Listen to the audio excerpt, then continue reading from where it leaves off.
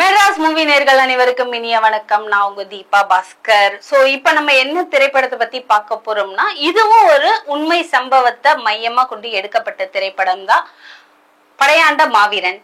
S, இந்த படம் வந்து பாத்தீங்கன்னா காடு வெட்டி குருன்ட்டு எல்லாருக்கும் நிறைய பேருக்கு தெரிஞ்சிருக்கும். ஸோ அவரோட பயோகிராஃபி தான் இந்த படம் ஃபுல்லா, ஸ்டார்டிங்ல இருந்து எண்டிங் வரைக்கும். அதாவது அவருடைய சின்ன வயசு கதையில இருந்து எண்டிங் அவருடைய இறப்பு வரைக்கும் தெளிவா எடுத்திருக்கிறதா சொல்லியிருக்காங்க. இந்த படத்தோட டைரக்டர் யாருன்னு பாத்தீங்கன்னா வா கௌதமன்.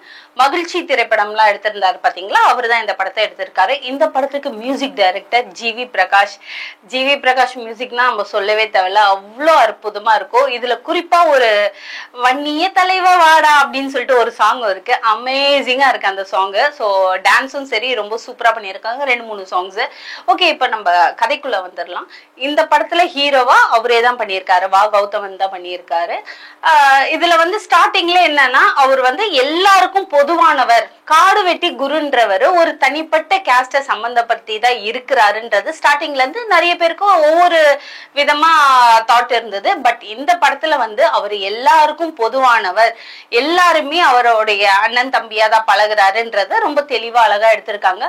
அவரோட மண்ணுக்காக அவர் போராடுற பல விஷயங்கள், மண்ணு நிலம் தன்னுடைய மக்கள் எல்லாருமே வந்து சமம்.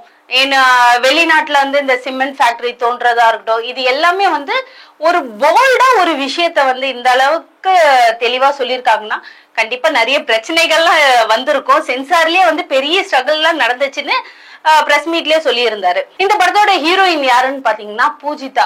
அவங்க ரீசெண்டா வந்து ஒரு படமும் பண்ணியிருந்தாங்க, ஓரளவு போயிருந்தது. பட் ஆனா இந்த படத்துல ரொம்ப கியூட்டா அழகா காமிச்சிருக்காங்க. தென் இவங்க இன்டர்வலுக்கு அப்புறம் பாத்தீங்கன்னா இவரோட கொஞ்சம் இவருக்கு ஏஜ் ஆயிட்ட பிறகு அப்பவும் வந்து நிறைய விஷயங்கள் எல்லாம் நடந்திருக்கும். இவருக்கு வந்து ஸ்டார்டிங்ல என்ன ஆயிருக்கும்னா, உடம்புல வந்து லங்ஸ் ப்ராப்ளம் ஆயிருக்கும்.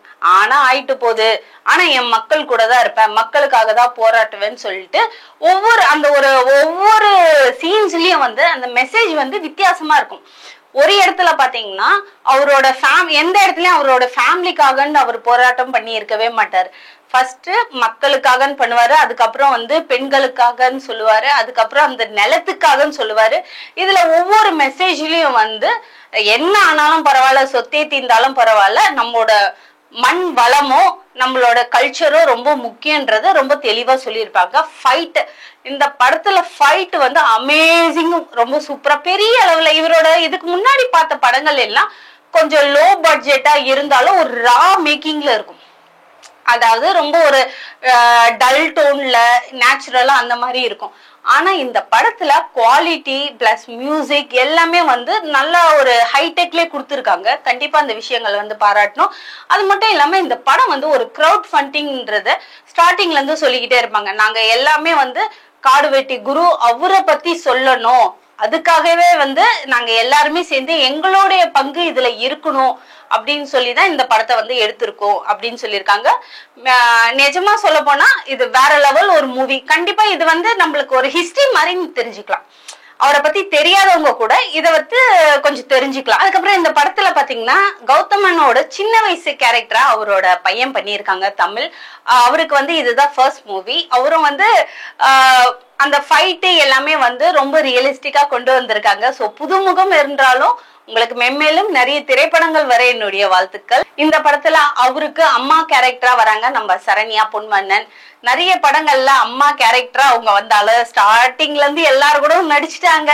தலையில இருந்து தனுஷ் வரைக்கும் எல்லாருக்குமே அம்மா கேரக்டர் பெர்ஃபெக்டா பண்ணிட்டாங்க. பட் இவருக்கும் அம்மா கேரக்டர் பண்ணியிருக்கிறது ரொம்ப நல்லா இருக்கு. இவருக்கு ஹஸ்பண்ட் கேரக்டரா அப்பா கேரக்டரா வந்து சமுத்திரகனி சார், அவர் ஸ்டார்டிங்ல வராரு. பட் அவரோட போர்ஷன்ஸ் இன்னும் கொஞ்சம் நல்லா இருந்தா இன்னும் ஒரு கூஸ் பம்ஸா இருக்கும்ன்றது என்னுடைய சின்ன தாட். பட் அவரும் வந்து சூப்பரா பண்ணியிருக்காங்க. ஒவ்வொருத்தரும் கேரக்டர்ஸ் எல்லாமே நல்லா பண்ணியிருக்காங்க. இதுல முக்கியமான விஷயம் என்னன்னா, 100 கோடி ஒரு மேடம் கொடுத்தாங்க அப்படின்ற ஒரு விஷயத்த எப்படி இவ்வளவு போல்டா சொன்னீங்கன்றது தெரியல. அந்த மேடம் அந்த அம்மான்றது தெளிவா சொல்லிட்டீங்க. நீங்க அம்மான்னு சொன்னாலே எல்லாருக்கும் தெரியும். எனக்கு சப்போர்ட் பண்ணுங்க, இந்த 100 கோடி உங்களுக்கு கொடுக்குறோம் அப்படின்னு சொல்லியிருக்காங்க. அது இல்லாம அம்பானிய வேற மாதிரி ஒரு டோன்ல பேசி இழுத்து விட்டுருக்காங்க. இது எல்லாமே ரொம்ப கான்ட்ரவர்சியான விஷயம் தான். பட் போல்டா சொல்லியிருக்கீங்க, இருந்தாலும் வாழ்த்துக்கள்.